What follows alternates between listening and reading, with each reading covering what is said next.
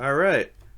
Welcome to the second edition of the Wide World Comics podcast. I'm McKenna, and that's Logan. Back again, but we're separated by a great distance this time. You've gone back to college. 6 feet, so no worries there. At least 6 feet, and I have no idea what is in my world beyond 6 feet. So you're coming to me from the ether. Yeah. And we're doing this over Discord. There might be some technical issues. Who knows? This is a sort of dry run for all these things because we're living in a COVID world, baby. Yeah, still. Yeah, I mean, it's our second and first that we're doing with this method. So Yeah. we'll see. We're all learning. It's okay. Mm-hmm. Yes. Yeah, the way I see it, if nothing gets recorded, we're out like usable material, but all we did was just have a conversation. It's nothing too wasted. Yeah. It's really all we're doing is having a conversation and pretending like someone's listening, which is kind of what we do anyway, so. Yeah, I don't know about you, but when I was a kid, I would always act as though there was a camera on me, so I just really pump up my exaggerated expressions and stuff. Oh, yeah, no, I know. I don't know if you're talking to me or to the theoretical audience, but, Well, yeah, I'm talking yeah, to you, but I know what you mean. People think that, like, The Office and similar shows cause that, like, look at the camera type thing, but I don't know, I think it was a thing long before then. yeah, I mean, just watching cartoons, you suddenly start to act like you are part of your own TV show. True. I Yeah, mean, in cartoons they like look at the screen as if like they're being recorded or something. Like when fucking Wile E. Coyote like says "help me" towards yeah, the like screen. the fourth wall break. But even more basic than that, I think that just like if kids grow up watching cartoons, of course they're gonna like pretend like they are the lead character in their own cartoon, kind of like in their mind. Yeah, exactly. That just I mean, how could they See not be Avatar: The raised Last on Airbender. it? Yeah. So this was supposed to be the first of the month. It's actually the last of the month as we're doing this. The last of February 2021. Nearly. Better late than never, though. True. It's not quite the last month. We got 2 days left, right? Yeah, it's the 26th. I don't know how long February goes. I'm pretty sure it's 28. Pretty sure. Don't quote me on that. Unless I'm right, then you can quote me on that. All right, I'll quote you on that. It's yeah. Looking at my calendar, it ends at the 28th, Nice. and then it's my birthday, March 3rd. Hooray! I'm one year closer to being dead. No, that's New Year's. Yeah. So, did you have Dude, any if you want to, if you Sorry if I cut you off. well, I'll touch on those. I guess I should just give updates with Wide World Comics since it's the Wild True. World Yeah, go Comics ahead on that. podcast. No updates. I'm working diligently every day. There's not a day I am not working on that comic, but it is a process. So, wait and see how long that takes me. I'm definitely more than halfway through, if that gives anybody any even peace Halfway of mind. through the chapter or Halfway through issue 3. issue 3, fair. Okay. But since I missed, Okay, so I yeah. missed my deadline of January 15th. Uh-huh. So I've just been posting issue 3 on Wide World Comics for subscribers. So subscribers can see what I've made so far of issue 3, and anybody can see issues 1 and 2 fully free. Yeah, that means I can see issue 3, but I think I'll wait to just read it all in one sitting. Yeah, see, that's what I think people prefer. That's why I wanted to get it all out at once. But since I did say on the website that it'd be out January 15th, just in case somebody did read that, Yeah, no, I wanted to give something. it's better than not having anything out. Yeah. Well, the interesting thing is I could just go ahead and push issue 2 to be free on the correct date, but then I'd have nothing for subscribers, which is definitely jipping people. So that's why I decided to go Yeah, ahead and upload some issue exactly. That's threes. the other thing. Yeah, Not but that you have anyone subscribing other than like me. yeah, so far it's just mostly friends and family. But that's why we're doing these things, just to show that there are people here. We are working, and I don't know, just to record the bullshit we talk about for posterity, I think. Yeah, I mean, like, I think we have pretty interesting debates and conversations anyway, so. But I mean, that's why I am terminally in a state of wanting to make like YouTube or Twitch videos, but alas, I have yet to actually do anything Well, related it's to so that. hard because I'm the same way. Like, I personally would just be satisfied with like having like a movie review channel or something that like breaks down certain topics in media. But let's face it, YouTube is not lacking for either of those. I mean, Yeah. you know, just the person breaking down like a piece of entertainment, and they have like a little animated version of themselves in the video. Like, though, just that concept alone, there's like a trillion of, I know. and they range from pretty entertaining to just like pricks talking about things they don't understand. And that's Uh-huh. the unfortunate of it. No one really needs like a film degree, which I have, by the way, to break these things down on YouTube. It can literally just be Yes, anybody. I'm qualified to make these videos. Thank you very much. Um, I happen to minor in film studies. Thank you very Uh-huh, much. uh-huh.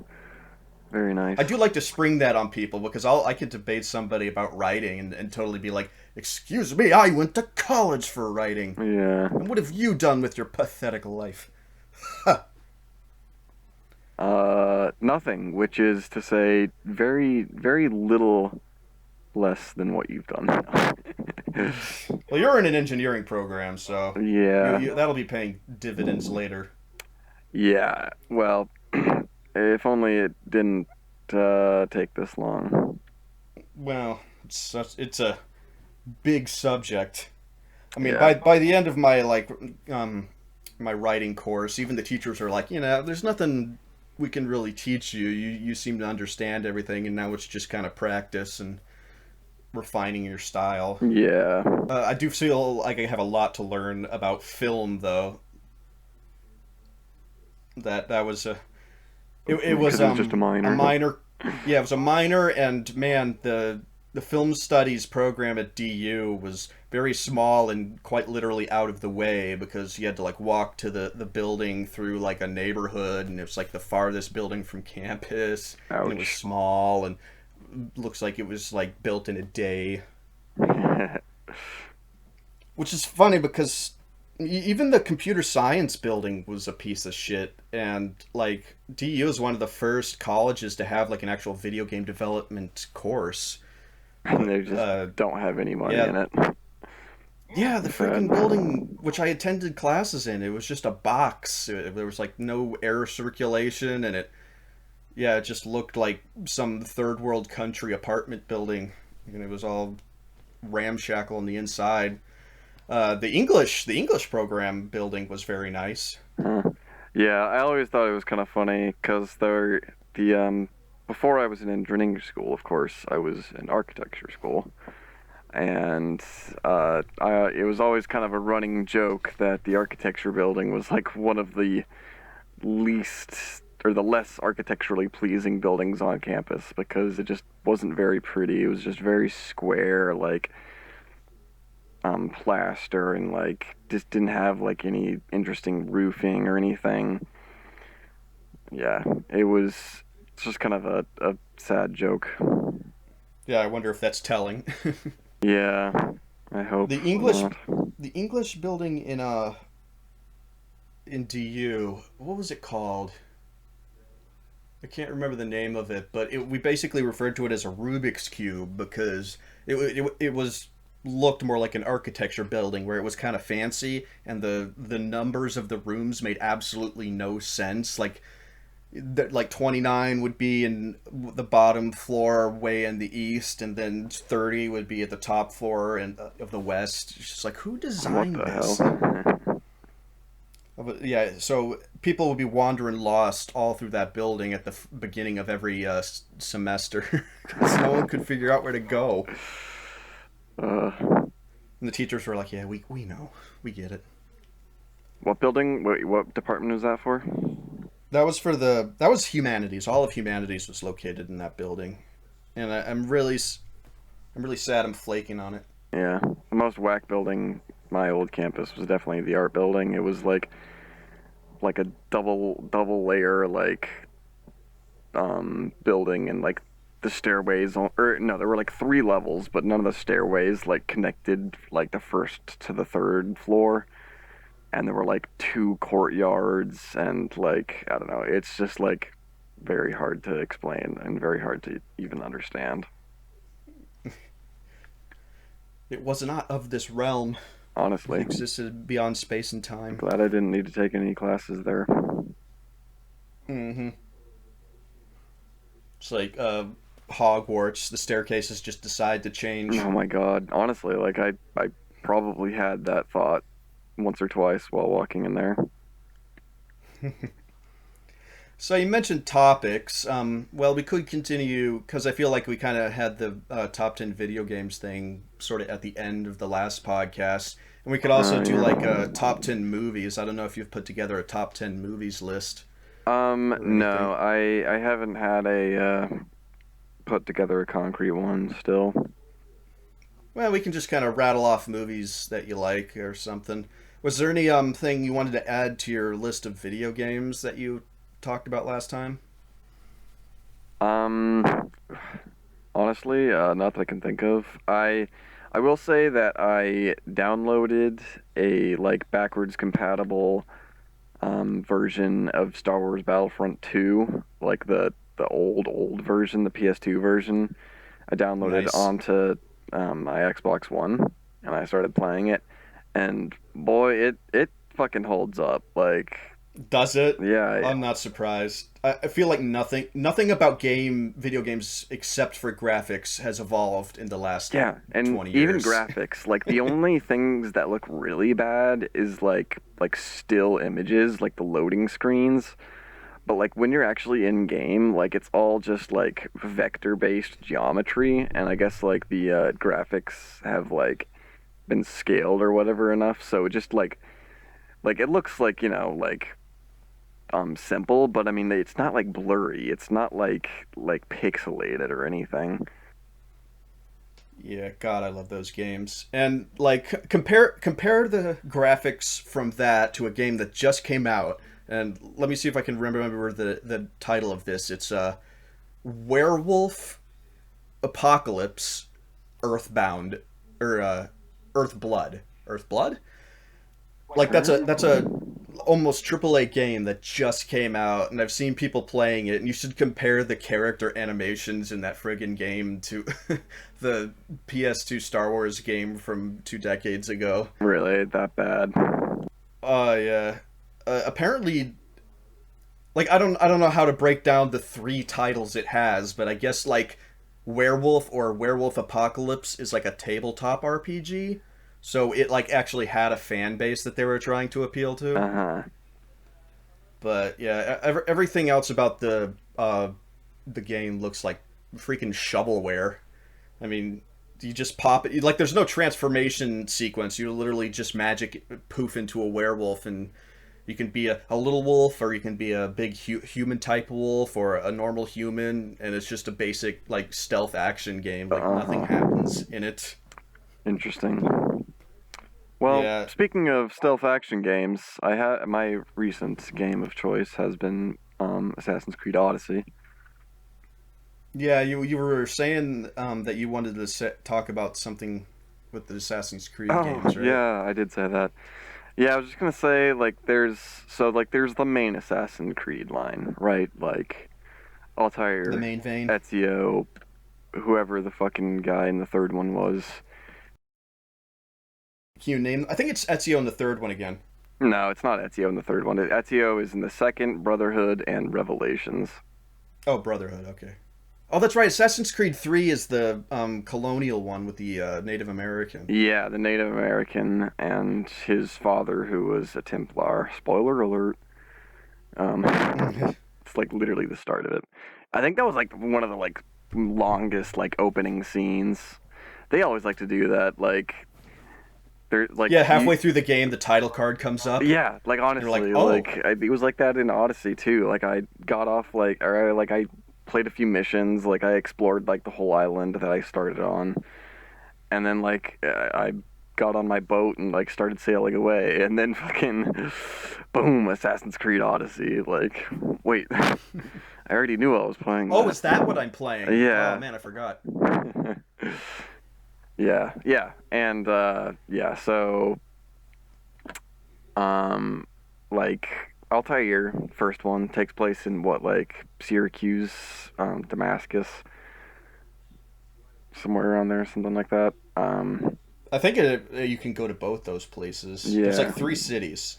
I forget. If I did play through the entire first one, I don't remember much of it. Second one, I beat it. I remember I beat it. yeah, I want to tell myself I beat it, but I probably didn't. Second one, best one, debatably. Arguably, not debatably. That seems to be the consensus. Yeah, it's just so good. I mean, like he's such a great character, such a great setting. You get to meet like, I mean, you always meet pretty cool historical characters, but like fucking Leonardo da Vinci is one of the coolest of all. So who wouldn't want to fucking meet that? That said, you do meet a lot of people in Odyssey, like Phidias, the famous sculptor, Herodotus, the father of history, and other people. Yeah, I remember in a Hippocrates, the Syndicate. like father of medicine. A lot of fathers Yeah, in that time. well, everyone has one, right? Yeah, you told me. Maybe. That's right. You told me you played Syndicate. That's like the one that I haven't played. I have played one. I beat one. I beat Assassin's Creed Unity. I beat Assassin's Creed Syndicate. Oh, I beat Assassin's Creed 4 Black Flag. Yes. I think that's it. I've kind of given up after Syndicate. Yeah. I Because I didn't. I actually enjoyed Unity more than Syndicate, but Unity was like the black sheep because it was so glitchy when it came out. Unity But I was. played it. Yeah, Assassin's Creed Unity was like the buggy one, but I Yeah. played it like 2 years after it came out, Same. and all the bugs were fixed, and I thought, oh, this is a good story. I'm actually kind of invested. Yeah, And and then they like Syndicate was gave like just free DLC because of like how bad it was on release, and like yeah, by the time I played it yeah, like you, it was just like everything was fixed, and I was like, oh wow, it's a massive game, and I get free expansion. How nice. yeah, and you get to meet Napoleon. Yeah, no, I thought that yeah, it was cool. I thought that Unity was surprisingly good, and I think that was kind of where I kind of lost faith, or at least lost interest. But yeah, like honestly, Unity gave me huge like Assassin's Creed 2 vibes. I don't know, like the story, the character, and like all that. Cause yeah, I'd played the first one, second one, Brotherhood, Revelations. I played the third one, fourth one. Black Flag was the fourth one. That's a lot of damn games, man. I played, yeah, right. I played Unity. I beat all of those. Um, so I think the only ones I hadn't played up until Unity or up until Syndicate, I guess, were Syndicate and Rogue. Wasn't there like a Assassin's Creed Rogue where Yeah, you that play as one the came in Templar or something? I think that just that one like came in on like the old consoles, right when like the new consoles were coming out, I think. yeah, just before then, and then Assassin's Creed overshadowed its own game with Assassin's Creed 4 Black Flag, Yeah, which was which is like still like one of the favorite ones. yeah, it was still a dumb decision on their part, and like I still don't mind not playing it. And yeah, since then I hadn't played any of the later ones. Like I didn't play Origins. I hadn't played Odyssey until like a couple weeks ago, and I haven't played Valhalla. Valhalla. Valhalla. Yeah, I think Rogue actually got a re-release recently, Really? and it was probably once again overshadowed by Valhalla coming out. Probably. Poor rogue. Shoot self in foot. Damn, better try again. Shoot self in other foot. Yeah. Even you out. If you gotta be a gimp, you better be an even gimp. Yeah, if you're gonna be gimp, you gotta be all the way gimp, Oh my man. god, you can't just gimp halfway. If I'm gonna be a cripple, I'm gonna be all the way cripple. Yeah, I will say I like Odyssey so far. It just seems it seems like an MMO except without the second M and O. It's just massive. Because I don't know, like there's like grinding you have to do, and like people have probably complained about that before on like podcasts and YouTube channels about how there's like ways you can like there's micro transactions for you to buy like boosters or XP so that you can just like fucking level up and go there. Because like the way that leveling works, like I can't really continue the story right now because like I'm not high enough level, so I have to like Yeah, and they want you to buy the transactions. yeah, and like I could Fuck go that and shit. like fucking just grind it out and like just keep like exploring the world and like defeating enemies that are weak enough for me to defeat until I'm high enough level, but like and like that's fine, like it's like fucking like mobile games, I even though I That's know what it that sounds there's like. microtransactions, like I play the game without them, but then like knowing that a game is like designed to have like so much of a grind just to like make you want to buy boosters and XP packs, like it just makes it feel less rewarding even like when you're still doing it like by Yeah, that's one of the reasons I gave up on it is because I was smelling a bit of that corporate greed creeping in. yeah, it's pretty unfortunate, and it makes like what otherwise would be another amazing Assassin's Creed game just kind of like I don't know, like an empty MMO. Did you hang off the penis yet? uh, Everybody has to go and hang off the penis. I like Zeus's penis on the starting island. Yeah, one of those big naked statues. Like that's what everyone does when they get there. Of course, They can grapple up the statue and just hang off his uncircumcised penis. of course, of course. I did try to climb on like one of the like the Parthenon's friezes sculptures breasts. That was a lot of ownership there. Yeah, and then you hung there sadly, like, oh, they're too big. I can't touch both at once. Yeah. Luckily, they were life size, so I managed to climb up them. But yeah, that game has made me, forced me perhaps to pursue building a acropolis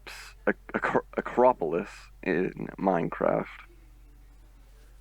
Yeah. What's an Acropolis exactly? Acropolis. I mean, I know what an Acropolis is, but explain to the viewers. Yeah, well, in Athens, the Acropolis is a hill where it's home to the Parthenon, the famous Parthenon. And as all words, it's fun to break it down into its just base components, because if you break it down into acro, which is ancient Greek for high, and polis, which, means like city, gathering society, it just means, the above the city, the upper city. So it's just the city up on the hill. Every time you say Acropolis, I automatically think Necropolis, like the city of the dead. Yeah, I don't know what is a necropolis a real thing, or is that just like popularized by some like fantasy story? Both. I think it was part of like Greek lore. There was a city of the dead called the Necropolis. Of course. But yes, anyway, very Haven't we? interesting But site. haven't you and I been to the We Acropolis, or at have. least the Parthenon? Yeah, the Parthenon is on the Acropolis. It's not. I mean, it's still very, very amazing and incredible to see, and to think that like those pillars have been standing there for more than 2,000 years. Sad that it's like Yeah. been so Yeah, destroyed. Greece is great. Greece, if you ever get the chance to go to Greece, I'd recommend it because it's all larger than life there. Yes, yes. It was very, very interesting. Very cool. I Yeah. was honestly not old enough to appreciate it because despite being interested in architecture, I definitely didn't like take into like or I didn't fully appreciate the scale of like how that was like, the finest like display of classical architecture and, therefore arguably architecture in general. Well, things are so hard to grasp, like when you're actually there, because it's mostly just like surreal. Like, whoa, that thing I've seen in a million pictures, I Yeah, can touch it. exactly. That's what it was at the time. It's just like, oh, that thing that I've like seen in pictures and movies and stuff. Like it's here. I'm here. But like, only afterwards do you realize like, wow, like that's was so important. Like thousands, hundreds of thousands of ancient Greeks like walked through here and like prayed and left tribute to Athena or the city and whatnot.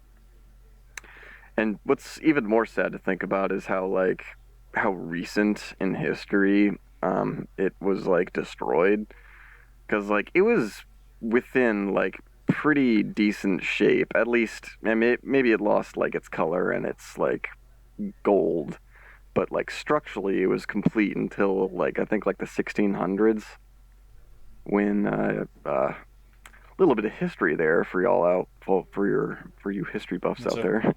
The I mean, Mauryan and that's Mauryan War, BC. which I believe was between Venice and Greece in the 1600s. They were using the Parthenon as a munition storage, of course. Why wouldn't you? And yeah, then they No one's using these old rocks. Let's store things in them. yeah, and of course then like I think it was actually the Venetians, the invading forces who were there and like stored stuff, and then they were trying to recapture it from the invading forces and were like shelling it. And yeah, one of the shells fucking blew up the ammunition storage and fucking toppled the entire thing, and that's the state it's been in for another 400 years. Such disrespect. Yes. Yeah, no, I mean it's not like wars, or it's not like beauty and architecture and sanctiality has ever like stopped war from destroying things. Yeah, but thankfully everything else about war is great. It's just the fact that it destroys old architecture that's kind of a problem. Yeah, yeah, exactly. Was there anything else you wanted to say about Assassin's Creed? Oh, yeah, plenty. Well, so we've discussed the main line of Assassin's Creed, but the point that I wanted to talk about, or the one that I talked about talking to about before to you, is the not mainline series. It's gonna take me a while to Chronicles. Chronicles. Um, Yeah, the Chronicles of Assassin's Narnia's Creed. the Edge Chronicles of Assassin's Creed. The Lion, the Witch, and the Ezio. Oh my god. I'm gonna have to look it up now because like the Chronicles line is of course the one that like less people know about and less money gets put into. Well, they're Um, like 2D, aren't they? I'm not actually sure. I've never played. Um, I believe they're 2D platformers. that was my understanding is that they were 2D, and yeah, by these images it does look like that. Um, so yeah. How many of them have there been? Three. There have been Assassin's Creed Chronicles China, Assassin's Creed Chronicles India, and Assassin's Creed Chronicles Russia. All very, very interesting locations, don't you think? All Asia, yeah. Yeah, all Asia, where as opposed to all of the other main line um, Assassin's Creed are in Europe and America. Uh, Yeah, that is weird. and You'd think, I'm not like I like I yeah, I'm not one to pull the racist card, but like I don't know. It's Eurocentric as all history usually has been. And yeah, like China, India, Russia, all very interesting. I would love to see a full-fledged game there. I mean, in Russia, like it takes place in 1918. Like it's the fucking First World War, and you're like an ex-KGB agent or something, or an ex like hitman for Russia, and like I don't know, it's like modern, almost modern day times. Like who wouldn't want to see like what the assassins are at that time, and yet they just turn it into a Chronicles game. Yeah, and the running joke is like, why isn't there an Assassin's Creed game set in feudal Japan where there were like actual ninjas and Yeah. like assassination first became a concept? Yeah, like their movements are basically like inspired by ninjas. Yeah, so it is weird that we haven't gotten a mainline Asia Yeah. And game I and I at least one African game. I guess we should be happy about that. true, that is true. I guess I have forgotten about that. It's not technically Europe. I guess if you were just going off of mythologies, the last three games would be the obvious choice. There's like, oh, start with ancient Egypt, then ancient Greece, and then Norse gods. Yeah. That is true. It's very mythological ever since like Syndicate. Yeah, but there's two where you're not a white guy, and that's three and Origins. True. You can play as a black guy in four in Black Flag. There was DLC where you got to play as the first mate on the ship, Oh who was an yeah. escaped slave. But that's kind of an afterthought. Yeah. Hmm. Well, yeah, that's pretty much all I wanted to rant about on But Assassin's Creed. speaking of afterthoughts, in Syndicate, it's set during the Industrial Revolution, right? Uh-huh. But then they'll slap these literal time portals around the map where you get to play missions in World War II for like Churchill. What? So yeah, I know. It's like I said, speaking of an afterthought, it's just Yeah. like it's not connected to anything. It's just kind of like here's this side story that's set like 40 years in the future.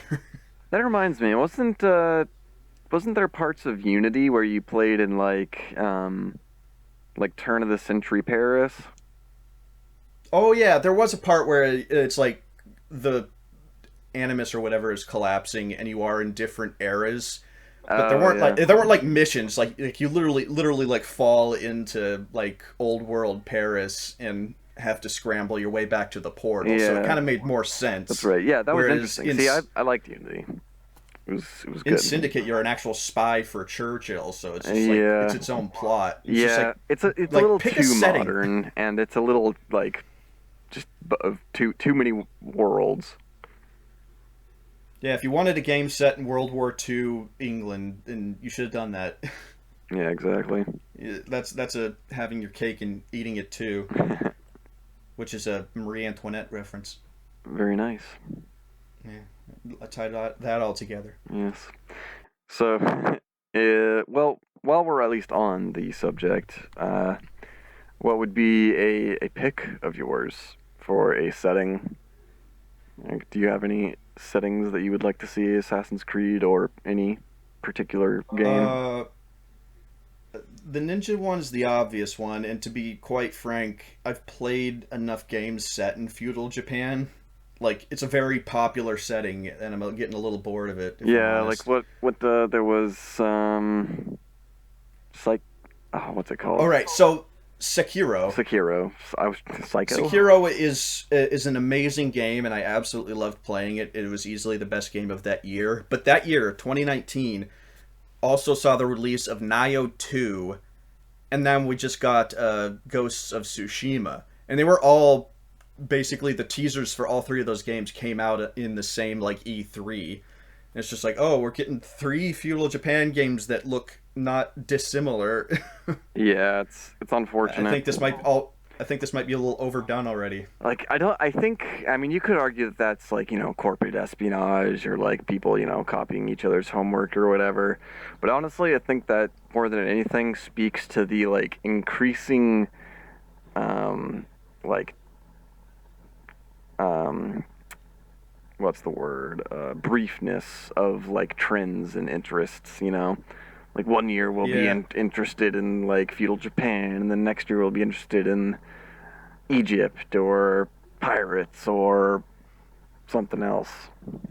Well, I think it's just because so many of these games are Japanese, and Japan's just like, oh, we want a game set here for once. Except they keep doing that because now even Monster Hunter, another series I really love, like their settings are usually like kind of uh, ancient European, with castles and knights and stuff. And then the most recent one is again kind of a feudal Japan aesthetic, and I don't mind because the settings are hardly the important part in those games, but it's still that same trend.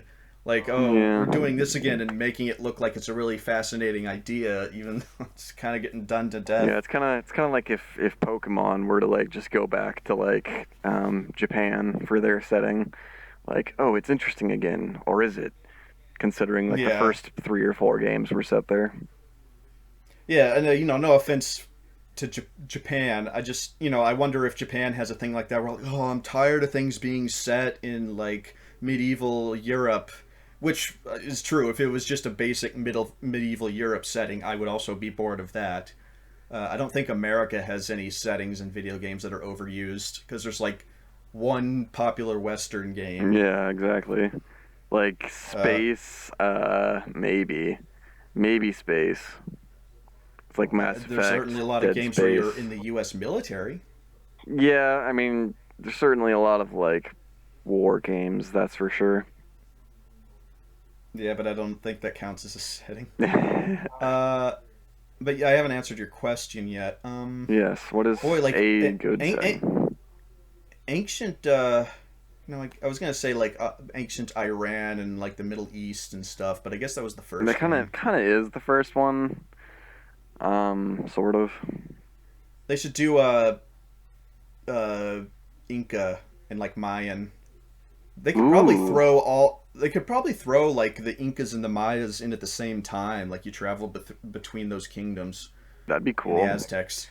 Knowing Yeah. them, they'd probably make it like around the time of like Spanish conquistadors.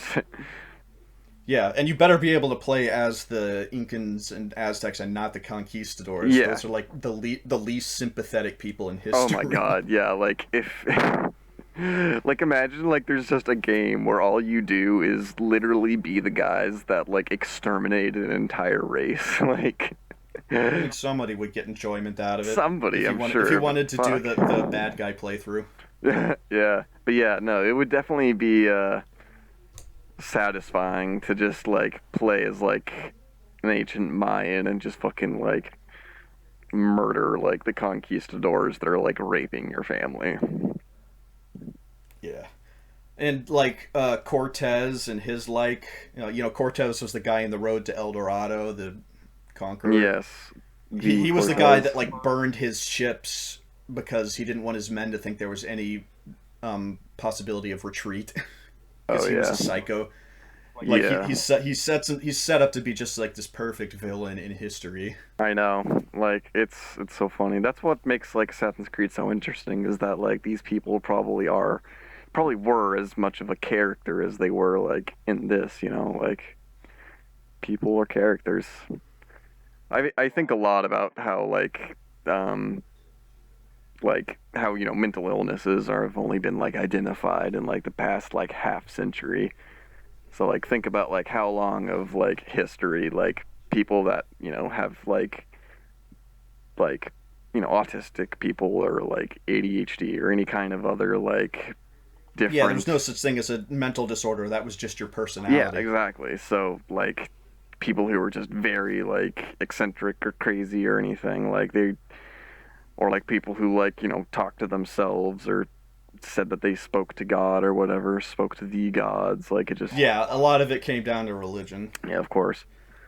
But I think the issue with setting it in like Mesoamerica though would be like actually I don't know if that's Mesoamerica, but whatever. I think the issue is like so much about those cultures is unknown. yeah, like I said, they're fucking extinct.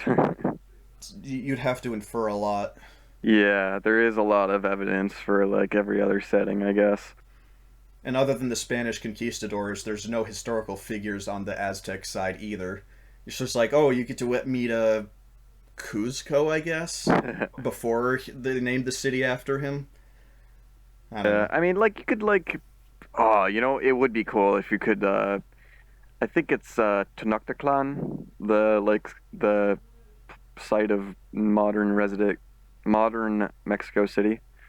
Like the Yeah. city in the water where people, it was like fucking like Mayan or Incan Venice, and people got around on boats, and like it was like all integrated into the water and stuff. And Yeah, then that'd be really cool. yeah, like that would be a great setting. And the other things I know about that mythology is like a Quetzalcoatl, the flying serpent, and the twins that went to Xibalba to challenge the devil or something to a ball game, which is basically what Road to El Dorado is kind of based on. Oh yeah. I But yeah, that's all. That's I know the nothing about extent that. of my knowledge. Yeah, I know nothing. I don't even know like what if Tenochtitlan was Mayan or Incan, or wasn't there another one? Isn't there an Aztec? Aztec, Inca, Maya. I think those are the three big ones. Yeah, there's probably others. Like what's Machu Picchu? That's like one of them, but I That's don't. Incan. That's Incan? Like I don't know. I think so. Yeah, I'm pretty sure it's Incan. I would have guessed, but I don't know. Like I think Mayan was more like Mexico, and Aztec was more like Eastern South America. Well, Inca was kind of more Uh, the mountains, but I'm not. I like I said, I know nothing. That's just a I guess. think Inca was. Yeah, you were right. Mayan was like the peninsula in Mexico. Incas was Peru, and I think Aztecs was kind of spread in between. It may have even been a completely different time period. I don't know. I think it was different time periods. I pulled up a map now. It looks like Aztec was in northern Mexico, and Maya was in like southern Mexico, like the Yucatan Peninsula, and then Inca was all in South America, like Chile. And they already kind of blew their opportunity to explore all the different like tribes in North America Yeah, true. because there were a lot. Yeah, another history that's just kind of been squandered. And Yeah, I mean, like, if you wanted to go by death toll, the conquest of the Americas is still the biggest tragedy in human history. oh yeah, I like can't even wrap my head around that. Yeah, it's like the Holocaust was bad, but like there are still Jews in the world. Yeah, exactly. Like that's what I always like tell people. Like Well, at least you can that was a at least you can stand-up still bit. say sorry to a Jew, or like you know. Yeah, there was a stand-up bit. I think it was by an Indian guy. And he's like, "Yeah, that was worse than the Holocaust," and people get really offended when I say that. But I've seen 3 or 4 Jews in a room. I haven't seen 3 or 4 Native Americans in my life. Honestly. So yeah, that's something that they would definitely have to address eventually in an Assassin's Creed game. And I don't know how tactful they are, especially since everyone in Unity in Paris spoke with an English accent. Yeah, true. I thought that was pretty bad. At least in the Odyssey, like their Greek accents are pretty palpable. And it was a choice because Ubisoft's a French company. True. Very weird. Yeah. It's like let's go out and hire some English voice actors. Like you literally could have just like hired some like interns like from down the hall to just like say some words like in a like casual accent, like not even try and sound English or anything, and I'd be like, yeah, okay, that's like a French person. Yeah, wouldn't have taken much effort, but I guess they just didn't want people to get like confused by the accents. Like, oh, I can't understand what they're saying. Ugh. True. Yeah. So the other topic, I guess, was top 10 movies, and I naturally I have my list. Of I don't course. know if you can think of 10 or so that you really like. 10 or so, maybe not +3, but maybe -3. Well, honestly, one that comes to mind is my favorite movie, and I mean, like, if I sat down and think about it, I might think too hard. But like my natural reaction for my favorite movie, which I think is, a good sense to go off of, like just the first thing that comes to mind, would be Apocalypse Now. Really? Yes. I could see it. I think Um, that like what it just captures like what a movie should do. It just like sends you on a journey from start to finish and like makes you like ask all types of questions along the way, and like no other movie just makes you feel like as surreal as it does, at least to me. well, it makes you feel like you're going crazy. Yeah, exactly. Like it works great. It captures what I mean, I can't say that it captures it perfectly, obviously, because I wasn't in the Vietnam War, but like I think it does a good job of capturing what the like It feeling does. of Take it being from me. there. Yeah, yeah, you were there, right? Yeah. Yeah. In the animus. Yes.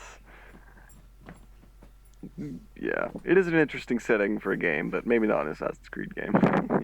That would be very intense. Oh my god, like you get to play as like a Viet Cong. Ooh. That would be divisive. Controversial. Or would it be controversial? I don't know. Maybe it wouldn't. As long as you like use everyone's pronouns correctly, I guess there's no controversy there. True, true. So I'm gonna go from 10 to 1. Oh, when I wrote this, I had Atlantis: The Lost Empire as number 10. Uh, Number 10 changes a lot for me. Sometimes it's Aladdin. Sometimes it's The Grinch with Jim Carrey. But Atlantis is a good pick. Is That's an so underappreciated classic. are you saying that you're you're fluid when it comes to your movie choices? Yeah, I You're mean that's what I wanted to do on the podcast is kind of like workshop these lists. uh-huh. True. You're film fluid, Mm-hmm. Opinion fluid. opinion fluid. Yes. Yeah. Those are solid I choices. All animated, I will also point out. Or, I yeah I mean, hit my head the other not day and some really animated, but opinion fluid leaked out. Jesus. Well, we better have slurped that back up. Mm. It's careful. It's a strong substance. Yes, very highly corrosive. But yeah, I love Atlantis. I think Atlantis perfectly encapsulates what I love about an adventure film. It just like really takes you to a strange new place. And I Yeah, do like the characters, and I love the art style. The art style is great. yeah, it's a Uh, very unique. Honestly, I think the last time I watched it like in high school in like fucking study hall or whatever. And being, in a group of like high schoolers, all we could really muster was just like m- just making the absolute fucking fun out of like how their fucking like necks move when they talk and stuff. Like Milo when he like I don't know, there was just one scene I remember where he's like screaming and his neck just like sticks out and like his like Adam's apple just like rings and he looks like a like rooster like cuckooing. And I don't know, it's just very funny and like how everyone has like sharp chins and like cheeks and stuff. it is a style, Yeah, it's like but yeah, everything that should be it's pretty like extreme. concave is convex or like convex is concave. It gets a bad rap for some reason. Really? Like, yeah, I genuinely don't understand the criticism. Yeah, I don't either. I like um I mean, yeah, to talk about like a movie that I could like list like a lot of the characters off from. Like I haven't seen that. Like I said, last time I watched it, I was in like high school, and I didn't even watch it all. But I could still like list off like the main characters, like Milo. Maybe not name them, but Milo, the like the Atlantean woman and her dying father, and like on Who the was played explorer. by Leonard Nimoy? Was he? Oh my god! I never knew. Oh Yeah, yeah, I can hear it now. That's crazy. Um, right. It makes so much sense when you think of it. Think about it, yeah. And then like on the exploration side, like there was the explosives expert, like that French dude or whatever his accent was. Oh, nitroglycerin. Yeah, And then the paper mole, clips, notepads. nitroglycerin. Office supplies. I think he was Italian. Oh yeah, and the mole. Forget like He was French. he was French. Then there was like the bad guy, who looks Rourke. he literally looks like Tommy Lee Jones. I don't know if Tommy Lee Jones voiced him, but No, I actually know who voiced him. He was in that show, like Seven Rules for Dating Your Daughter, which is the only other thing I've seen him in. I have not heard that. Yeah, but honestly, like if there was a live action, can't you imagine Tommy Lee Jones? Like maybe he's a bit old now, but like perfect like face for it. Yeah, I think they are definitely channeling him and his characters. Yeah. Like there was him, and But then like his female sidekick, the blonde chick, who I assume was probably Russian. Um, yeah, and then the young girl from Jersey who worked on engines, yes, yes. and Doctor Sweet, who was Native American, not African American, I think. Oh yeah, I remember some scene about like a bone saw. Yeah, I mean he's drawn like a black dude, but whatever. I guess they wouldn't have gotten a black dude in that time period to be a doctor. Oh yeah, now he was bald. That's right, he was big. Didn't he like he cracked their backs too? Yeah, Yeah, now I remember. So he he's snapped supposed their to be. necks and killed them. Yeah, he's supposed to be fucking Native American. Yeah, right. Like it shows a picture of his parents, and it's a white guy and a Native American woman. Yeah, he's straight up looks like. To be honest, he looks like dark Indian, Yeah, I mean, darker in like there are black Indian people in Indian. the movie because Kita, the princess, is played by Cree Summers, who's always great. Yeah, I don't know who that actress is. Number five. Oh, well, number I mean, five. her older sister was named Cree, and she was also voiced by Cree. Interesting. Yeah, Yeah, yeah. she's in everything. She's such the go-to person, but that's the only like Disney property, On your I think. list or No, on that's that Cree her? Summers is in. Oh, yeah. Yeah, but Uh, definitely a good item on the list. One of the more underrated animated films. Super underrated. And when it comes to underrated Disney films, I think more people would say Treasure Planet is the underrated gem. I see. I think that Uh, one is like has the position of like everyone thinks it's underrated, and if everyone thinks it's underrated, then it's not really underrated. right. But yeah, Um, I guess in man, a this sense it's still is underrated because it's not like a fucking classic Disney movie. this is a really recent list. I forgot I changed so many things. Number nine is Jurassic Park. I think Series or like individual movie? the first one. First one. Yeah, I think Yeah, the first one is honestly like a flawless movie. it is. I mean, Even like there's some movies like that you were talking about and how I was talking about with Apocalypse Now that just like perfectly capture the like adventure. And like Jurassic Park is one of them. Um, Fucking Indiana Jones is one of them. Like films where you just like every single scene is just good. Like like it serves a purpose and in the larger story or yeah. captures the theme. Speaking of which, another movie that I probably have on my top 10 list now. And this may ruffle some feathers for Star Wars fans, but Oh, we'll get there. My favorite Star Wars movie, or do you want to wait to get there, or No, go ahead because I got one coming up. well, yeah, let's wait to break it at the same time. What's your number eight? All right. Um, well, let me just say Jurassic Park. All right, Like go ahead on that. everyone's tried to recapture that magic, and even Spielberg couldn't recapture it because he made The Lost World, which is not as good. Um, which one was Lost World? That's the one with just Ian Malcolm, Jeff Goldblum's character. Oh yeah, did he wait? Did Spielberg make the third one? No. Because I actually thought the third one's my second favorite and close second. It's probably mine too. That's what I'm saying. It's like even Spielberg, like with his own sequel to his own movie, just couldn't make it as good. Yeah, yeah, and I still to this day don't understand how, in the second Jurassic Park movie, how the captain's hand was bit off and stuck on the like steering wheel.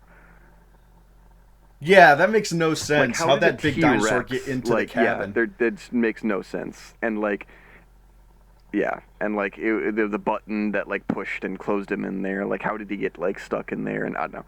Anyway, Yeah, um, and the number two also has the gymnastics scene where the girl kicks the velociraptor out the window with the gymnastics, oh and yeah, Jeff Goldblum's like, they cut you from the team, oh my and people god, blame that on the third movie. I'm like, that's not the third movie. That's the second one. oh my yeah. People blame anything on the third one. I like the third one.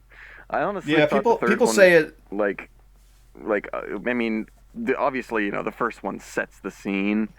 But in a way, I think the third one was a more interesting setting, like a like overrun park full of fucking dinosaurs and there's like someone trapped there. Yeah, What were you I saying? liked it. I like the third one. I think people do confuse the second one's faults for the third, and I think that people confuse a lot of what Atlantis was with its shitty straight to DVD sequel, where it was just like 4 episodes of a TV show that got canceled. Yeah. So it's like, are you sure you're not remembering the wrong thing? Yeah, Because it just baffles me. I don't think I saw any of the straight to DVD Atlantises. Maybe like one of them. It's one movie, but Oh, there's there's just four one? shorts Oh. Maybe I saw one of that the are like shorts, I don't know. they're like weekly sewn together to make Jeez. a movie, quote unquote. And then let's see, number what Eight is it? eight, I Eight. think. Number 8 is Mad Max Fury Road, Solid. which is prob which is probably the most recent movie I have on here. Really? Just yeah, not a lot's come out that I've just been super excited about.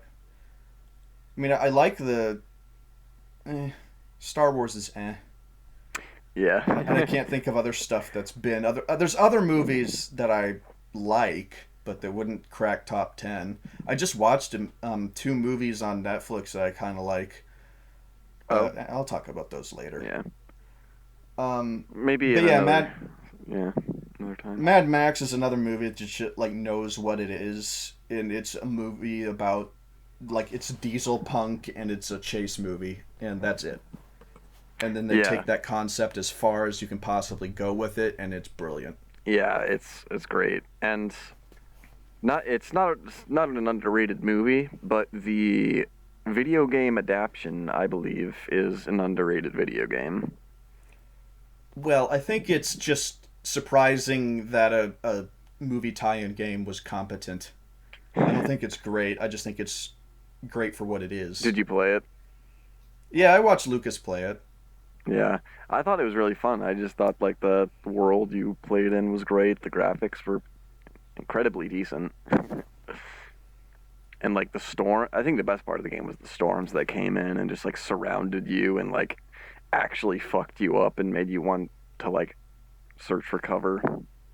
Storm was the best part of the movie. True. I do think even though all the movie is good, I think that the storm is the best part, and it arrives kind of early in the movie, and then Yes. everything after that's just like more good stuff. But like you blew your climax a bit. I agree. Like I think that was kind of like the peak of the movie. Yeah, so just that one fault, and it's not a big one. Yeah. But like you said, Can't. it knows what it is and it was an adventure and they kept up the antics to the end. Yeah, and number 7, I have Watchmen. Watchmen. Yeah, Zack Snyder's Watchmen. This movie like steadily grew on me. I don't even think I hated it when I first saw it. Like everyone that saw it hated it, but I read the graphic novel first, and it perfectly adapts and, in fact, improves upon the graphic novel. Yeah, it's not something you can say often, I think. Yeah, and I think and everyone I talked to who didn't like Watchmen is like, it was just like sex and dreariness. I'm like, yeah, that's what the comic was. Yeah, And very like existentialist. yeah, and somebody who sees this movie will, like, if I talk it up and then they go and see it, they're gonna be like, this is like the most edge lord dreary bullshit. Yeah. But that's what I love about it. Is it is just that like teenage like edginess, but just turned up to 11. And I think if there was any moment of levity where it's just like, okay, this is kind of like dark and pretentious, but no, it just goes for it whole hog. Yeah. Like we're gonna just soak in this dreary atmosphere and this like dark tone, and like, oh man, the world's gone to shit, man. Yeah. But it still gives me chills. Even just Rorschach's line is just like, this city. One day, this city is gonna look up at me and beg me to save it, and I will whisper back, "No." Like, it's like on one hand, it's like a 14-year-old doing poetry, but on the other hand, it's just like, oh fuck, it's so hard boiled. Yeah. And the line that everyone likes to repeat, which is like, "You don't seem to understand. I'm not locked in here with you. You're locked in here with me." Yeah. Because it's funny, but also kind of cool and hard boiled. Yeah.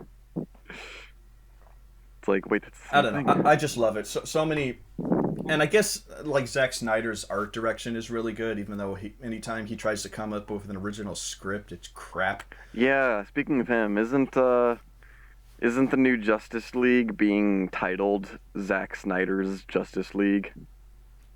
Okay, so what that is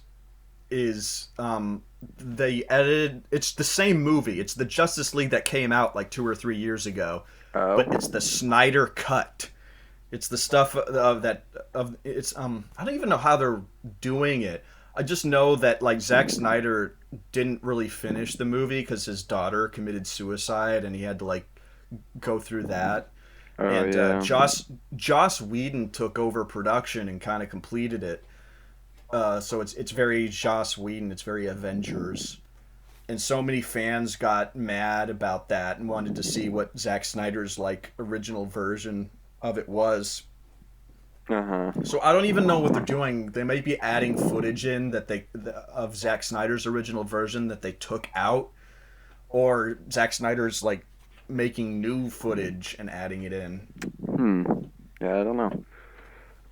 I But certainly it's the don't. kind of thing that was never meant to exist. But there was so much fan outcry that Warner Brothers was like, "Hang on, there's an opportunity to make money here." Yeah. Like, yeah, And yeah, yeah. We hear you complaining. Wait, you say you'll pay us to do it? yeah, they've got them all the nerds trained like dogs to fork over their cash. Oh God, me included. It's like when uh they stopped uh supporting they stopped adding new content to Star Wars Battlefront 2, the new one, and all the nerds were like, "We will literally pay you to make more content." And I'm like, man, you are putty in their hands. This is a Yeah. like, I know there's obviously artists working on this stuff, but it's all regulated by people who just want you to fork over your cash, and you're giving them that. They're gonna try way less hard next time to Yeah. like Like all produce that something work's just good. getting like contracted out to some artists that probably aren't getting paid enough. Yeah, that's a whole debate we could go into. But Yeah. back to the list. All right. All right, so back to the list. We're at 7 or What are we on? 6? Six. Six for me is Lilo and Stitch. Oh Uh, wow. this is a family classic Yeah. that we all love because we used to live in Hawaii for a time, and that really brings us back. Yeah. And I went to school there for a while. Yeah. As I previously mentioned, going to architecture school, that was in Hawaii, so got a second taste of it. yeah, and Lilo and Stitch is like, because I feel like I was Lilo in that instance. Like I was weird, and I would have loved to have my own pet alien, even if it was destructive and insane. Yeah, no, I resonated with Lilo for sure. Yeah, so that just seemed like a movie that was perfect for us, and it was funny and fun and colorful. Yeah, and something about I don't know. I mean, like obviously our mom was not like our older sister, but there was something about like us being like away from Yeah, our other family and just like just with our mom. yeah, our mom raised us, so that was definitely resonant. I even think I thought she was her mom when I first saw the Oh movie because I yeah, was real no. little when I first saw it. Yeah, like I definitely got like um maternal vibes from her. Yeah. Have you ever seen the deleted scene with the Boeing 747? No, I think we talked about that last time, but no, I still haven't seen it. Yeah, oh god, it's so bad just with retrospective, and I really do think the movie is better because they cut it out, even 9/11 stuff aside. Yeah, All right, number 5 is Pirates of the Caribbean: Dead Man's Chest. Dead Man's Chest Yeah, the second one. is that one the one with octopus face, Yeah, Davy David Jones. That was Jones? his first. That was his introduction. Yeah, but he didn't die till the third one, which is Mm, at World's End. yes, Okay, yeah. and And then then they yeah, I've after stopped that they following. have On Stranger Tides, which I didn't like, and Dead Men Tell No Tales, which I didn't see. Yes, and I think there's another one coming out, right? Yeah, and I don't know what the title is, and I really don't care anymore. I don't even think Johnny Depp's in it, No, he's not. That's what I heard. which might play to its advantage, but at the same time, it is the only thing going for it at this point. So, Yeah.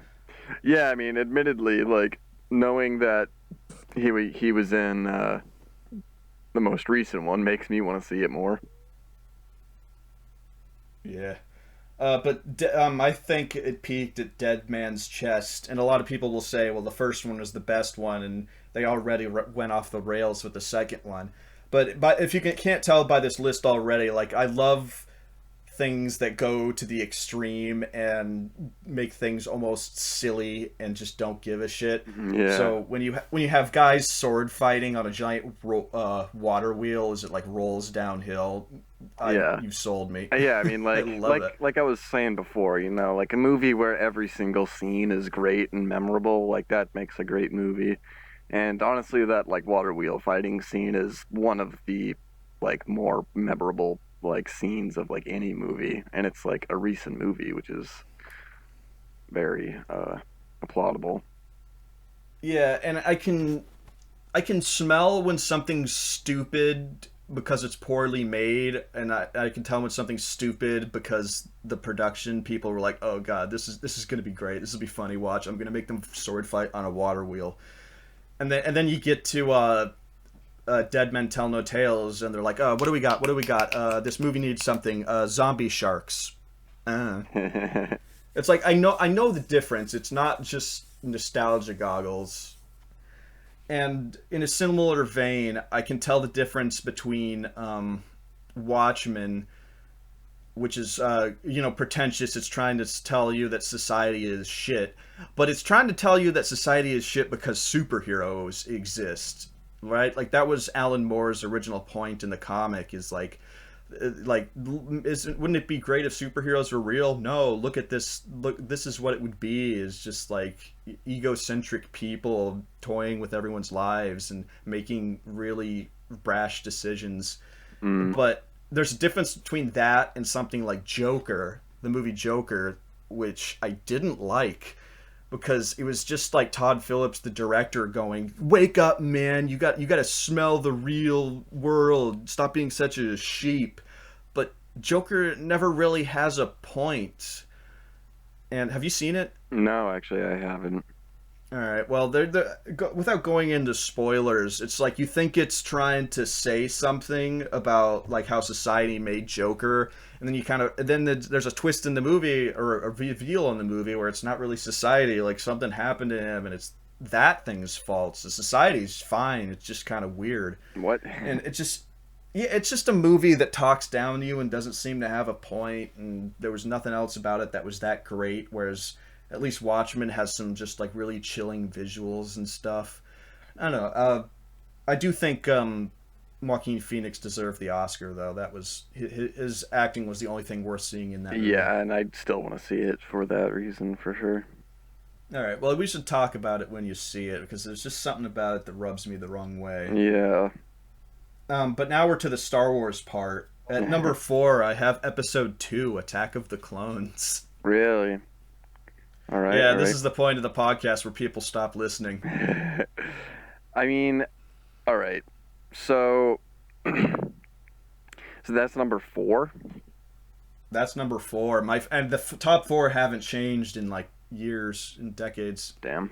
Um. Well, top 5 actually. Well, okay. I don't know if I should make my big reveal, but my favorite now, but I will. I will. I guess.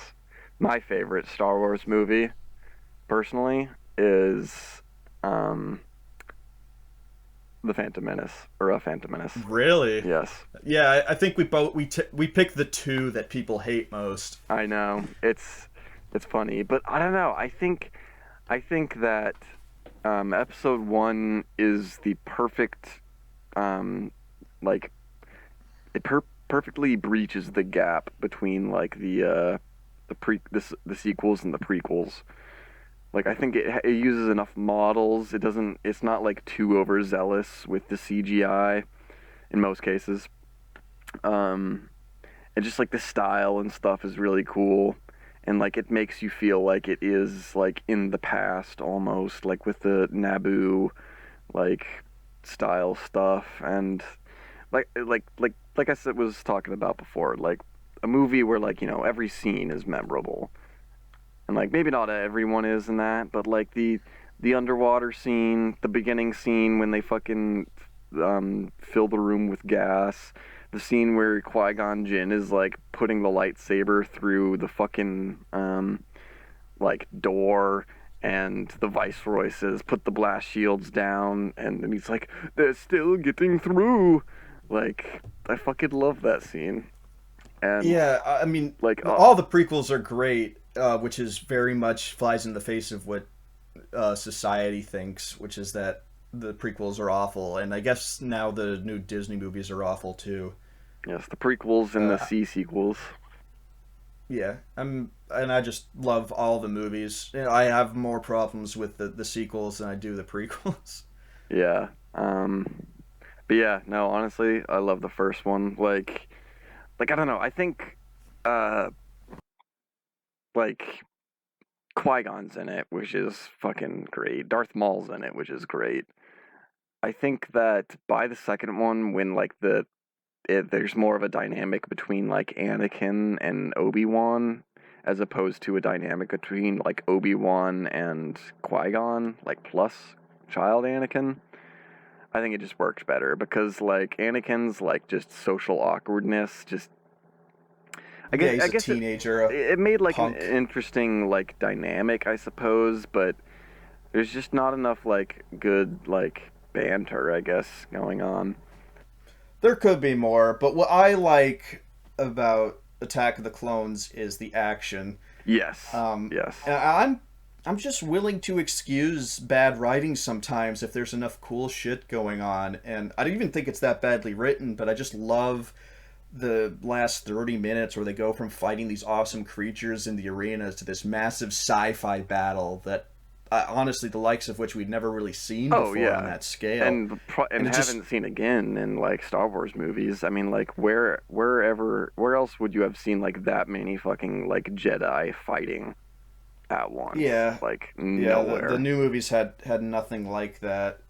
And people are like, "Oh, it doesn't matter. It's a dispensable droid army against a dispensable clone army," and it's just like almost like it's an allegory or something. I don't know. Yeah, I well, I I think just I was what 5 maybe like eight, and there were cool ships shooting at each other, and it just blew my fucking mind. And then Yeah. Yoda goes all badass on Count Dooku, Yeah, and that's true. That is a it badass has scene.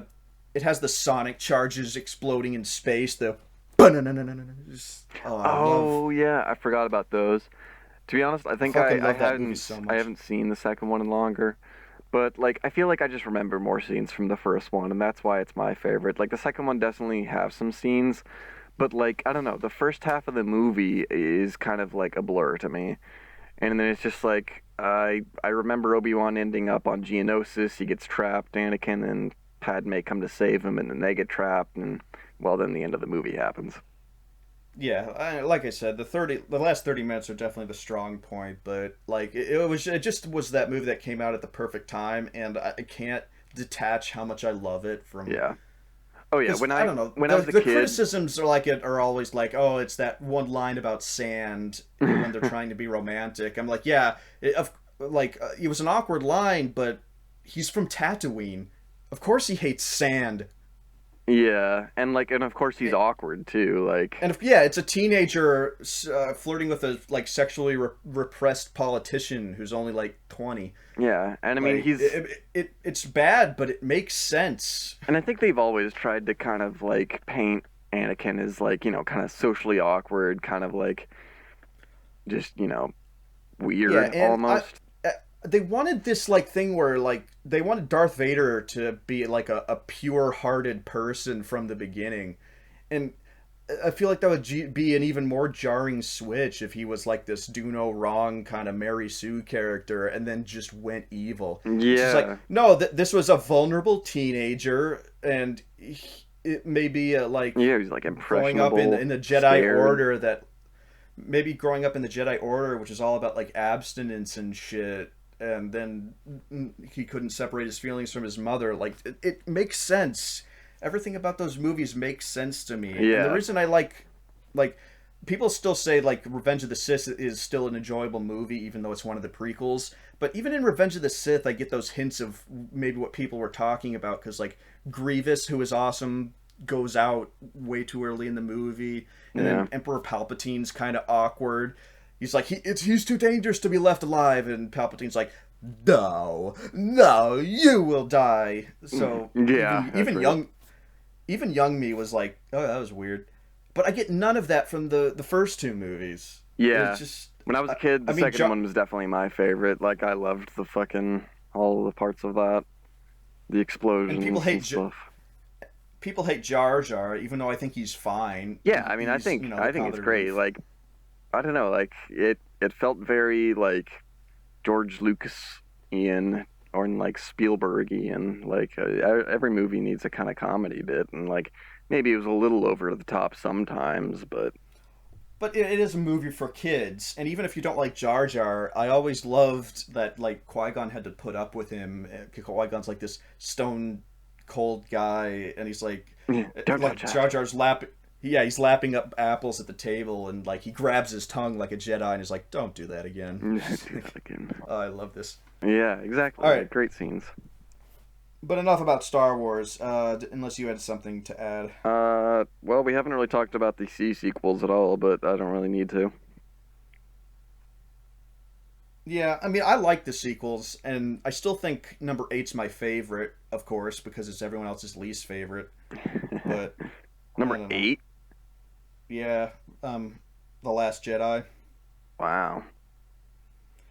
Because there's cool moments in eight, and there's just I mean, there's cool moments in Rise of Skywalker, but only for the story, and the story is not that great. Like, oh, it's Palpatine, he's back, and he's shooting lightning and downing Yeah. all these ships. I mean, like I It's see. messy. It's fun, but it's messy. Yeah, like I like that. Like people complain about like bringing Palpatine back. Like honestly, I think by that point in the story, that was the right move, and it was still like a spectacle, which is like I said before, what a movie should be.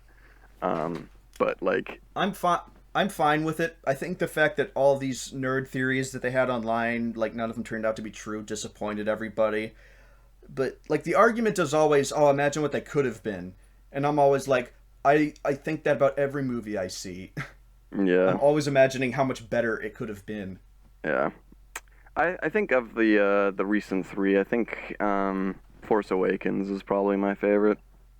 That's everyone's favorite. I just think it's a another version of Episode 4. Yeah, well, see, that's the thing is that like if you like look at its place in like the Star Wars franchise, it kind of doesn't make any sense. But like on its own, I like it from start to finish. Yeah, and they're all entertaining. You kind of have to go out of your way to make a movie I don't like, like Joker. Yes, they went Uh, way out of their way just to make that to displease you. well, they were trying so hard to make a movie that was all like uh, cerebral. It's like you Woke. don't get it. You just don't get it. Yeah, woke, but not like the SJW type of woke. Yeah, Like no. awoken to the world's bullshit, which Like, is yeah. its own wokeness. Yeah, Um, I would definitely don't like the thought of woke the movie. but see, Joker, you might love it. My friends loved it. Yes, I will My eventually. friend, So what's your number three? uh, The Dark Knight, Ooh, yes, of course. which I guess is almost too obvious of a pick for people, but I mean, man, that sometimes, movie's I good. mean, yeah, like the obvious pick is obvious for obvious reasons. Yeah, it's good because people remember it because it's good, man. Yeah, And exactly. like, I guess the biggest argument against it is that it's not Batman. It's a intense action movie. I'm like, it's an interpretation, and I think that's not brought up enough. Is that I'll see an unoriginal concept if it's like a new interpretation of it, and I love edgy Batman, Oh just like I yeah. love edgy Watchmen. Yeah, no, I love Dark Knight. I mean, like fucking the Joker is still like the best fucking villain of like all goddamn time. That Joker specifically. Yeah, even if you don't like Batman, the movie is about Joker. He's in it Yeah, like so much. exactly. Like fucking the opening scene, like oh, they're all killing each other off, like they're all getting paid by Joker, and like oh, it is Joker. And like the Yeah, fucking scene where he just like busts into that like fucking gang place and like pulls the fucking pins on the grenades in his jacket or like threatens to. Oh, and not to mention the fucking pencil scene. the pencil scene, and even that scene in the beginning was like, oh, what doesn't kill you makes you stranger. And I'll even hear people quoting the bank guy that he kills, because when the bank guy like comes out, he's like, do you have any idea who you're stealing from? Yeah. You and your friends are dead. And he says it like that, and people say that because like every line in that movie is good. I mean, it is a little pretentious. I think a lot of Nolan stuff is pretentious, but in this movie, it does have a point, and it demonstrates well, like with the prisoner's dilemma in the boats. Like the people were really ready to blow up the prisoners, and but even in Yeah. the prisoners weren't willing to blow up the citizens. But in the end, neither of them were. Yeah, no, I think And like that's like it's such a great part and like the like raw disappointment in the Joker's face, like the one time when like things didn't go to plan. yeah. Here we go. Yeah, nothing. Like that's I think another problem with Joker versus the Dark Knight is the Dark Knight demonstrates its concepts, whereas Joker just tells you what's going on. I don't know. Yeah, All no, right, that's the last time I'll mention Joker. yeah, I mean, I don't like movies that fucking tell me like what I should be thinking. Which is kind of why I didn't like the book A Life of Pi. How at the end it's like, oh, is this a story about a boy and a tiger, or is it a story about a group of survivors who had to eat each other or whatever?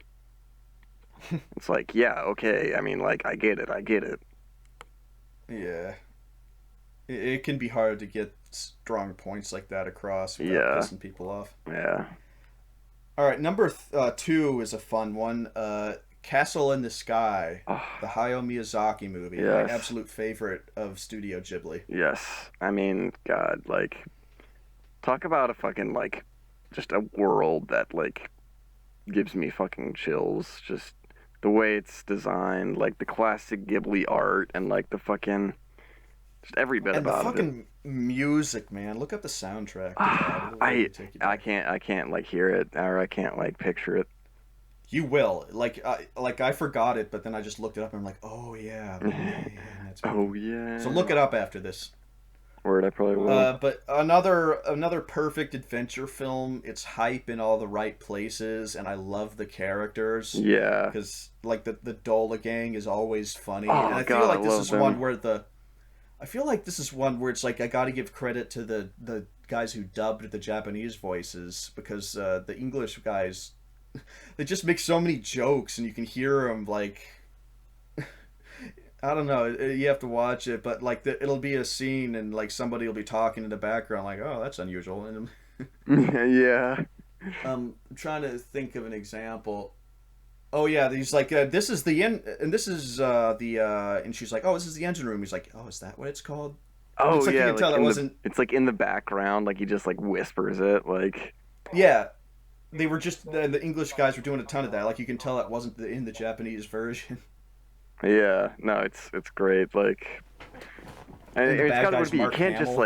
you can't just like translate it and then like say what the translation is. You have to capture the spirit too. And yeah, definitely Yeah, one which is of like the better like fucking dubs of all time or yeah, dubs. yeah, and the bad guy is Mark Hamill, Oh my who God. he's always Yeah. great as a villain. I was talking with Lucas a while ago about like making or like what the perfect Batman movie would be. And it got me thinking, like Mark Hamill, despite having like voiced the Joker many, many times, hasn't ever played him, has he? I mean, to my knowledge. No, he was just the voice. Yeah. But like I think he could do a good Joker. And like who wouldn't I don't want know. like, you know, hearing his voice and then like he comes out of the shadows or something. I wonder if he could do it because he's kind of old and like overweight now. I suppose he is kind of overweight. 'Cause I was picturing like I think an old Joker would be cool, you know, like maybe not geriatric, but like maybe Yeah, not I just wonder kind of how slow. old Jack Nicholson was. Oh yeah, I don't know, but anyway, I Um, think it would work, and I think like you know hearing the voice of the Joker and like him being the Joker would be very satisfying, and it would, as Lucas said, get asses in the seats. yeah, it definitely would. Have you seen the original Batman, the Tim Burton one? I cannot say that I have. You should watch it because it is the essential Batman. Like, I love Dark Knight way more, but if you wanted something that purposely like captured Batman as an idea, like Tim Burton is a perfect match for that. Yeah, it's true. And Yeah, I don't think let's maybe I see. have seen it, but I don't think so. And number one for me is Ooh, still Independence Day. Independence Day. I love that movie, man. I know it's Roland Emmerich, but it's like the one good thing he's ever done, and it's so good. Just the like, man, the ships coming down in the beginning, and just the way they enter the atmosphere, and Yeah, it's just this. There's no movie that captures scale like that movie does. Just yeah, these massive objects floating over the city, and you have no idea what's going on. I mean, the audience might, but the characters don't. And it's this countdown to the big explosion. And I know it's like cliche, but the explosions in these movies probably are the best because they are it's the fucking most amazing.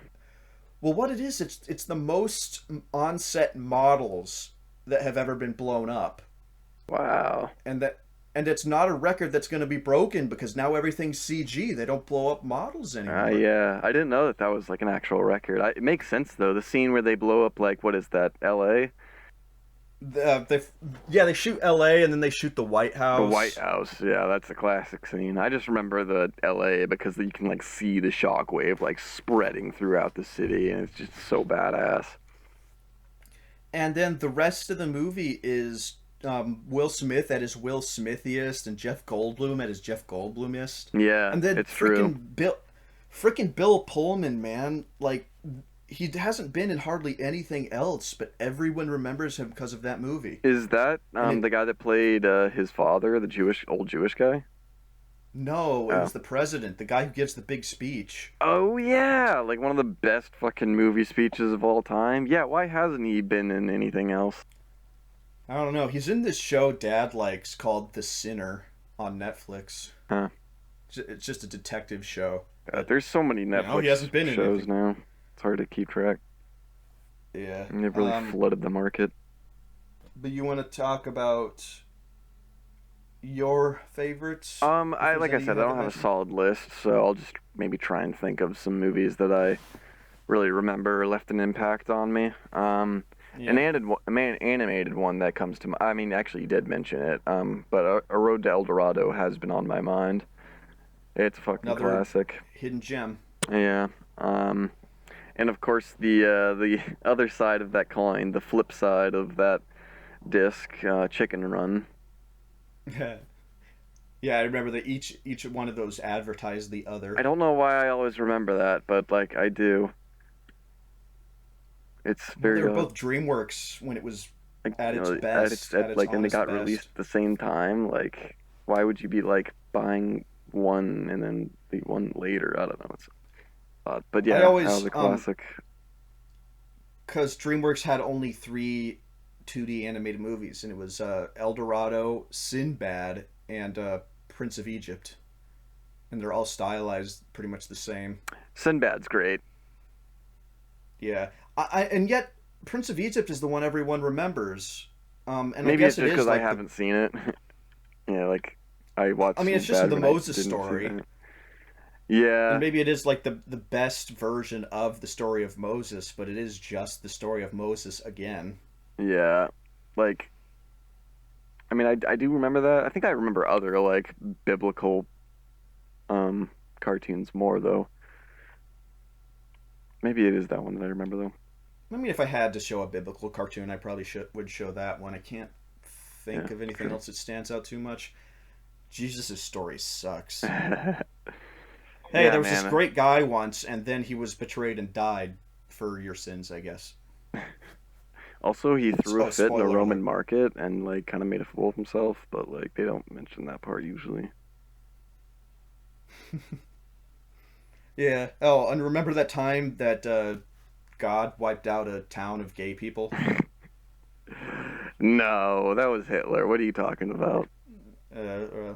Enough riffing on the Bible. Uh, Yeah, other what movies. else? I mean, let me think. I gotta hand it to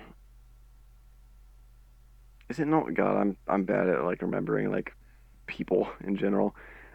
Is it also Nolan that makes that made Inception? Yes. Yes. Inception and Interstellar. I know you didn't Hmm. like Interstellar that much, but I did. I think the middle of that movie is really great. Yeah.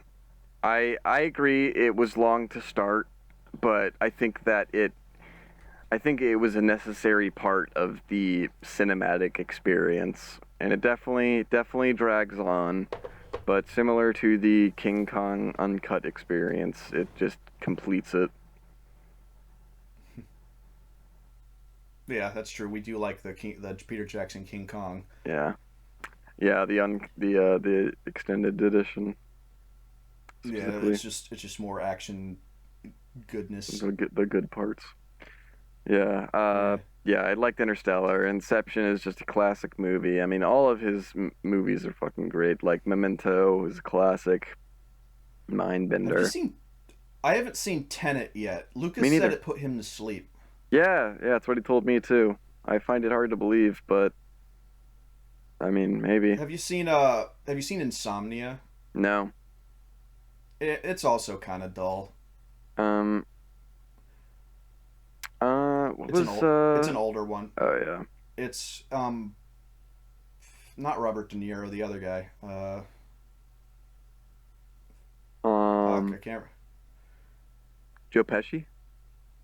No, Joe Pesci's the little guy. Yeah, that's the other guy, isn't it? No, no, no, Scarface. Oh.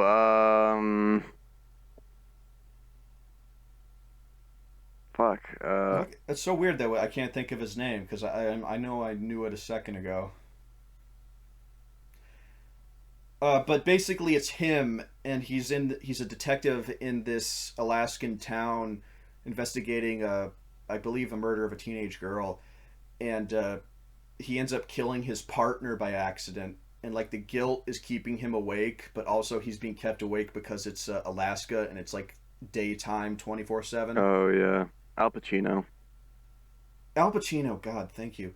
And Robin Williams plays the guy who kills the teenage girls, and he like tries to team up, or basically blackmail Al Pacino's character for killing his partner so that he can get away. Yeah. And it is really intense, but I just don't know if it's nearly as interesting as any of other Nolan's other movies. Hmm. Yeah. But maybe you should watch it just to complete your collection. Yeah, I've seen what was the God, I still can't think of it. The boat one, the beach one, the plane, the recent one. Oh, yeah, Dunkirk. Dunkirk, yeah. Dunkirk was also good, but I loved the it noise, had the sound engineering. yeah, it's a really good movie, but it's still got lines like when the captain's like, "Oh, you can almost see it from here," and people are like, "See what?" And he's like, "Home." It's just like, I don't know, okay, a little Yeah. overly done, I think. Yeah, no, I Yeah, I remember don't know. that scene and it leaving a bad taste in my mouth. Still a good movie. I wouldn't have it on my top 10 by any means. No, but it is Fuck, there good, was and another one I it's was an important, gonna it's mention a though. significant event in history that doesn't get mentioned often. Yeah. Oh, No Country for Old Men. That's a really good one, That's a good one. but it's one you don't really get upon your first viewing. No. I just fucking love Javier Bardem's character in that. Like, another just, like, unequivocally great villain. Yeah, that's easily on par with Heath Ledger, I think, Yeah. in terms of it. Like he's known for that role now. Oh, yeah, I mean, that's just, like, fucking, like, that's Javier Bardem. He's so fucking good Mm-hmm. at it. And yeah, the main character, he's like kind of a notable actor too, but I can never remember his name. And he's also just kind of a forgettable character. Like you're rooting for him because he's down on his luck, but Yeah. he's still kind of generic. And then, spoiler alert, but yeah, he dies, and like, I was Off very, screen, no I was less. put beside myself because I was like, And then no, Tommy that's Lee not actually Jones. him. Like, this is not him. He still has the money, right? And he didn't. And then I don't understand Tommy Lee Jones's weird allegory at the end. Yeah, Took that me a part while to was like like. the most weird because, like, I mean, the rest of the movie, you could argue that, like, nothing really happened, and so nothing really meant anything similar to life. But like Tommy Lee Jones's bit at the bit end is like, okay, here's the point to this pointless movie, but I still don't know what the point is. Yeah, I don't know. It is a really interesting movie though. Yeah. That I would put that on par with There Will Be Blood Oh and yes, even Gangs of New York. It's I just haven't seen like that. very unconventional storytelling. Like, Those are both Coen brothers, aren't they? uh, no, Scorsese does Gangs of New York. I mean, not that, not Gangs of New York, but There Will Be Blood Yeah, and the other two I believe are Coen the brothers or Fargo Fargo brothers. brothers. Same Whatever. thing. People would know what I meant. Yeah, probably. Um, but yeah, it's just like very unconventional narrative structure, and you're not quite sure what the point of it was by the end. But you're like, well, things happened, and characters did things. Yeah. Yeah. But we should probably wrap it up anyway because we're at an hour Yeah, 40. no, I think it's probably about time to cut it short. Was there any other favorite movie you wanted to mention? Man, I need to get an actual list together. I really do. Yeah, well, feel free to bring it up next Yeah. time. Hopefully, it won't be another 2 months. Yeah, I do want to like You I swear there's some like movies that I'm like missing, some very like pivotal movies in my experience, even if I've only seen them like once. I'm sure we've talked about, maybe not like on podcast, but fucking The Iron Giant, like oh my god. Iron Giant's always great. Yeah, another movie where you just remember every single fucking scene.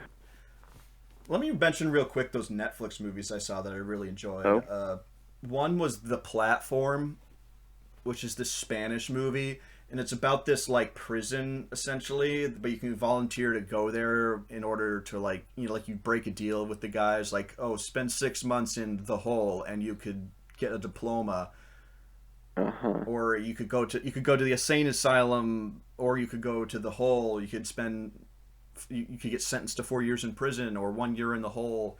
And what the hole is it's this prison tower that's like you don't know how many floors it is, but like 100 or something.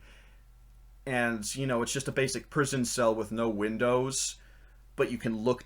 But in the center, there's this giant hole, and you can look down all the other floors or up at all the other Huh. floors. And once per day, this platform is lowered through the hole, stopping at each floor, and it's laden with food. And there's enough food for everybody, but it's like a social experiment. Like those people at the top eat the food, and there's nothing left for those by the time the platform gets to the Yeah, bottom. like the people further up eat more than they need, and Yeah, and it's just that's the whole concept. That's the whole movie. And then it's just like, what do these characters do in that situation? And I love like high concept stuff like that. Like it's like a video game almost. yeah, it's true. I think that uh, like movies nowadays, that's kind of what they need to go for to like capture interest and to be kind of original is just to think of an interesting like idea or a unique situation or setting and then just like plot in some characters because I mean it can't really have like a unique character type but you can have a unique setting so Yeah, and in the same vein, but it was not as good of a movie, is the movie The Circle, or sorry, Circle. It's also on Netflix. It's literally these people get abducted by aliens, and they wake up and they're all standing in a circle, and every 2 minutes they have to vote to kill somebody, or somebody gets killed at random. And it's pretty interesting. Like I like that concept, and they have like all the characters are like some kind of stereotype, and it gets a bit silly. Like there's a business guy, a fat businessman with red suspenders, and who's just like, "Oh, come on, you're gay, you're a lesbian. Maybe this is God's way of getting rid of you." uh But again, an interesting concept, and I always love stuff like that. yeah sounds like Lost or like Yeah, those would Survivor. be those movies I'd recommend. Mostly the platform, although it is very intense. Yeah. Huh. Yeah, I'll try and check them out. I haven't really gotten into many Netflix movies. Find it hard to sit down and I'm like just watch a movie that I haven't seen before. Yeah, I get it. But I just wanted to mention those because I was saying that Mad Max was the most recent movie. And it's like there are still good movies, none that blow me away as much as Mad Max, and certainly not as blow me away as much as Independence Day. And you could chalk that up to nostalgia, Yeah. but I feel like the Oh, industry has lost a lot, and I think that's why I'm trying to get into the industry, is because I think I can light that spark, yeah. respark that Yeah, light. talking about movies that like there still are good movies. Did remind me of some foreign movies. Um like Train to Busan, which I'm sure you know. And Yeah, it's a good zombie movie. In fact, it's a very solid it's zombie it's movie. very solid. It's a great zombie movie. Um Is it the best one? I can't think of. I haven't seen as many. is that a movie? Um, As many? no, I can't think. I haven't seen like Dawn of the Dead or anything, but I know that's a shitty one. I'm Yeah. trying to think if there's any that are like really Yeah, I good. guess maybe that might actually be the best zombie movie I've seen in that sense. And Yeah. also, All right, we'll just put that at. That's the best zombie movie. yeah, also, Oh, World War Z. Like, yeah. yeah, maybe it is the best zombie movie. It's not up against much No. competition. And the other one, other foreign film I was going to mention is, I think it's pretty sure it's called The Tower. Is it The Tower? I'm not. I'm not familiar. Fuck, I hope it's The Tower. Now I gotta like, fucking Google it. Um, The Tower. Fuck, maybe not. damn, what is it? The Raid. Raid. Oh, Raid. Yes, the Raid. Yes. I've only seen the first one. I hear the second one's just as good. I But yeah, the Raid is very yeah, I good. think well, yeah. Is the second one? Yeah, the second one did. I don't think I have seen the second one. I watched the first one, but confusingly, the first one is called The Raid: Redemption. Yeah, and my one criticism with that movie is like by the end, I think the kung fu scenes are going on a little too long. Yeah, I agree. But there's It's a good setting. It's there's just a like you said, like it's a concept that they explore. You know, getting up the tower and like defeating the like gang bosses to get to the one guy. yeah, and like by the end of the movie, you're just like that was everything you could do with that concept. I'm Yeah, satisfied. like busting down the walls and like going to different floors and that scene. There's I think it's the that scene where like they stick the swords through the fucking walls trying to like poke them even though they don't know them Yeah. they're Oh there. God, Yeah, that's such a chilling it moment. is. Yeah, but that's all I can think of on the movie topic at the moment. Yeah. So I guess And we'll stop there then. yeah. Thanks for listening, our listeners, and check out wideworldcomics.com. You don't have to just sit here listening to me criticize other people's work. I try to do my own work. I put my money where my mouth is. So go feel free to go ahead and read The Vanishing Horizon on wideworldcomics.com to see if I'm worth my salt. And check us out, I guess, next month. And subscribe for just a